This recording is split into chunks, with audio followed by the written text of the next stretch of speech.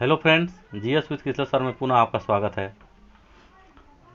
आज फिर हम इतिहास के 10 महत्वपूर्ण प्रश्नों के साथ हाजिर हैं। ये 10 महत्वपूर्ण प्रश्न प्राचीन इतिहास से संबंधित हैं और यूपी पीसीएस के दृष्टिकोण से बहुत महत्वपूर्ण हैं। तो आइए देखा जाए। पहला प्रश्न है, दास प्रथा के संबंध में जिस स्मृति में सर्वाधिक विस्तृत विवरण उपलब्ध होता है उसके लेखक का नाम क्या है? सही आंसर है इसका सी, नारद। सर्वाधिक विस्तृत दासों के संबंध में विवरण नारद ने दिया है नारद स्मृति में। इसमें 15 प्रकार के दास बताए गए हैं। सबसे महत्वपूर्ण बात यह है कि दासों से मुक्ति का विधान भी नारद स्मृति में ही प्राप्त होता है। इस प्रकार यहां से दो महत्वपूर्ण क्वेश्चन हो गए। पहला तो यह है कि दास प्रथा का सर्वाधिक विस्तृत विवरण किसने दिया है? नारद ने। और दासों से मुक्ति का विधान सर्वप्रथम किसने बताया है? नारद ने ही। नारद इसमें 15 प्रकार के दासों का उल्लेख किया गया है। दूसरा क्वेश्चन हम लोग देखें, निम्न में से कौन स्मृति लेखक पैतृक संबंधी संपत्ति में पुत्र का जन्मना अधिकार मानता था? इसका सही आंसर है याज्ञवल्क की स्मृति। याज्ञवल्क ने पिता की संपत्ति में पुत्र का जन्मना अधिकार माना है। तीसरा प्रश्न है, समावर्तन संस्कार किस समय संपन्न किया जाता था? बहुत ही महत्वपूर्ण प्रश्न है, देखा जाए। इसका आंसर है सी, शैक्षणिक जीवन की समाप्ति पर। देखिए, प्राचीन भारत में कुल 16 प्रकार के संस्कार किए जाते थे। इन 16 संस्कारों में वर्तमान में तो बहुत सारे संस्कार लुप्त हो चुके हैं, परंतु कुछ संस्कार अभी भी किए जाते हैं, जैसे चूड़ा कर्म संस्कार जिसे मुंडन कहा जाता है, उपनयन संस्कार या यज्ञोपवीत, विवाह संस्कार, अंत्येष्टि संस्कार। ये कुछ महत्वपूर्ण संस्कार हैं जो अभी भी किए जाते हैं।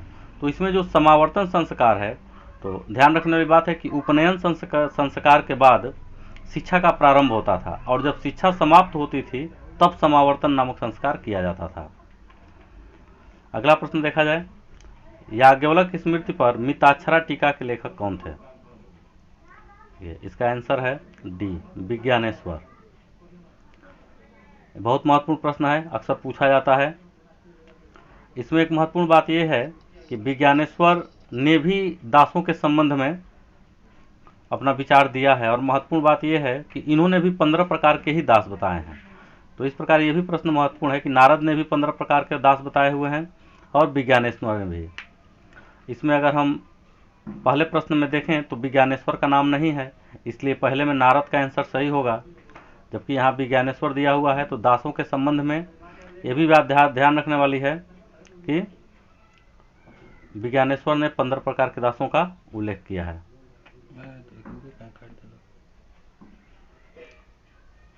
हो जैसा ही ना।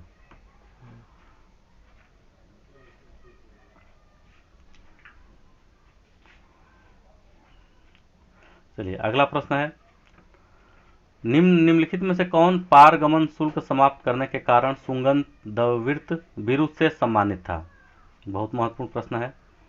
इसका आंसर है सी, कुलोत्तुंग प्रथम। कुलोत्तुंग प्रथम ने कई प्रकार के करों को हटाया और करों के हटाने के कारण सुगंधवित विरुद से अपने को सम्मानित किया, उपाधि धारण की। अगला प्रश्न है, निम्न में से कौन शासक चोल राजा नहीं है? करिकाल, आदित्य प्रथम, कोकिल विक्रमादित्य और परांतक प्रथम।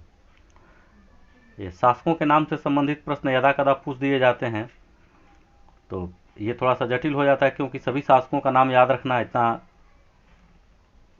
इतना आसान नहीं होता है। फिर भी हम देखते हैं कि ये जो 3 शासक दिए हुए हैं ये चोल राजा ही हैं और बहुत इंपॉर्टेंट हैं। करिकाल जो है प्राचीन चोल वंश का संस्थापक ही है और आदित्य प्रथम और परांतक प्रथम भी चोल शासक हैं। तो कोकिल विक्रमादित्य इसमें चोल राजवंश का नहीं है।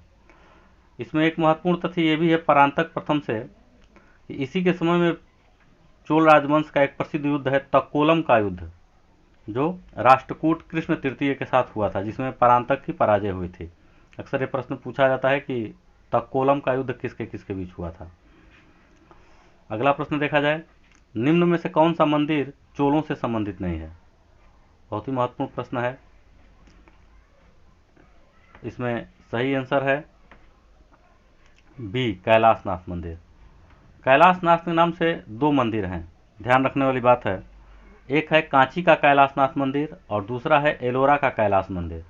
इसमें जो कांची का कैलाशनाथ मंदिर है वो पल्लव शासकों द्वारा बनवाया गया था, जबकि एलोरा का जो कैलाश मंदिर है वह राष्ट्रकूट शासक कृष्ण प्रथम द्वारा बनाया गया था। इसमें एलोरा का कैलाश मंदिर प्रश्न की दृष्टि से बहुत महत्वपूर्ण है, अक्सर पूछा जाता है। इसकी सबसे बड़ी विशेषता ये है कि ये एक ही चट्टान को काटकर बनाया गया था, इसलिए बहुत महत्वपूर्ण है, अक्सर पूछा जाता है। यूपीपीसीएस में कई बार पूछा गया है कि एलोरा के कैलाश मंदिर का निर्माण किसने कराया था। अगला प्रश्न देखें, खजुराहो के विश्व प्रसिद्ध मंदिरों का निर्माण किसने कराया। तो बहुत आसान प्रश्न है, अक्सर पूछा जाने वाला प्रश्न होता है। इसका आंसर है सी, चंदेल शासकों द्वारा। खजुराहो के प्रसिद्ध मंदिरों का निर्माण चंदेल शासकों द्वारा कराया गया था। इसमें एक महत्वपूर्ण प्रश्न ये भी है कि अक्सर पूछा जाता है, खजुराहो में स्थित कंदरिया महादेव मंदिर का निर्माण किसने कराया था। तो चंदेल शासकों में ही धंग चंदेल नामक शासक था जिसने कंदरिया महादेव मंदिर का निर्माण कराया था। अगला शासक है, देवपाल के काल में नालंदा महाविहार बनाने वाले बालपुत्र देव कौन थे। ये बहुत महत्वपूर्ण प्रश्न है, कई बार यूपीपीसीएस में आया है। शैलेंद्र राजा था, जावा का शासक था, उसी ने नालंदा विहार वो किया था। अगला महत्वपूर्ण प्रश्न हम देखें, निरालंबा सरस्वती अर्थात सरस्वती अब निराश्रय हो गई, ये किसकी मृत्यु पर कहा गया था। बहुत ही इंपॉर्टेंट प्रश्न है। ये परमार वंश के शासक थे, भोज परमार, जो अपने विद्वता के लिए भी बहुत प्रसिद्ध हैं, बहुत सारी कृतियां हैं उनकी। ये उन्हीं से रिलेटेड है कि उनकी मृत्यु के बाद ये कहा गया कि सरस्वती अब निराश्रय हो गई। ये प्रश्न अक्सर पूछा जाता है। इस प्रकार हम लोग 10 महत्वपूर्ण प्रश्न देखें जो अक्सर पूछे जाते हैं। इसमें एक चीज़ और है, ये जो ऑप्शन ए है मिहिर भोज, ध्यान रखने वाली बात यह है कि प्रतिहार वंश का एक सर्वाधिक महत्वपूर्ण शासक है। इसके संबंध में एक महत्वपूर्ण बात यह है कि अक्सर पूछा जाता है कि मुस्लिम लेखकों द्वारा किस भारतीय शासक को अरबों का घोर शत्रु बताया गया है। तो ये मिहिर भोज ही है, इसने कई बार अरबों को पराजित किया था। तो ध्यान रखने वाली बात है कि मिहिर भोज से संबंधित यही प्रश्न पूछा जाता है। ये 10 महत्वपूर्ण प्रश्न लेकर हम हाजिर हुए थे। वीडियो को पूरा देखने के लिए आपका धन्यवाद। अगली बार फिर कुछ क्वेश्चन के साथ हम आपकी सेवा में उपस्थित होंगे। तब तक के लिए नमस्कार।